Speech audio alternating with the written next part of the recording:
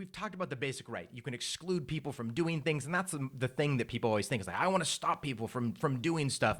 But especially for startups in the early stages, that is not where you're getting your value. The value is going to be sort of more in the soft benefits of patents. So let me go through some benefits that people a lot of times don't always think of. So we talked about the monopoly, as in being able to exclude others, stop other people from making, using, selling, offering to sell, importing the technology. But then you can license the technology. So you can selectively say, hey, I'm going to allow you to practice technology. And licensing, you can charge, say, a flat rate. You can charge royalties. There's all sorts of stuff you can do with licensing.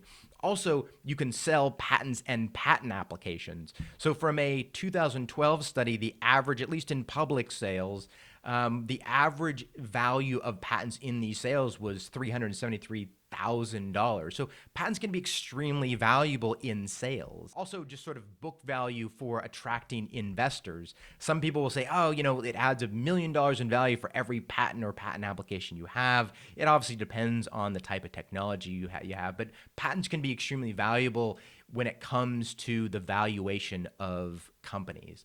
So let me give you a good example here of why patents are important to companies. So back in the day, Google was getting into the mobile space, and Google was notoriously anti-patent in a lot of ways. And so they only had 1,000 patents.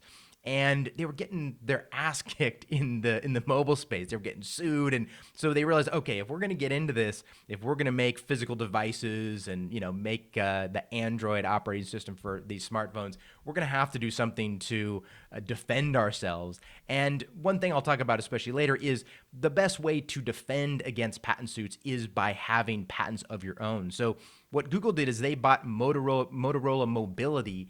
And what a lot of analysts will tell you is that they mostly bought it for the IP portfolio, as in the patents. So they paid $2.5 billion for 17,000 patents, and it brought them up from 1,000 patents they had to 18,000. And that allowed them to then sort of defend themselves in the mobile space and actually be more of a viable company. So you can see, paying $2.5 billion mostly for patent assets shows the value of what those patent assets really are.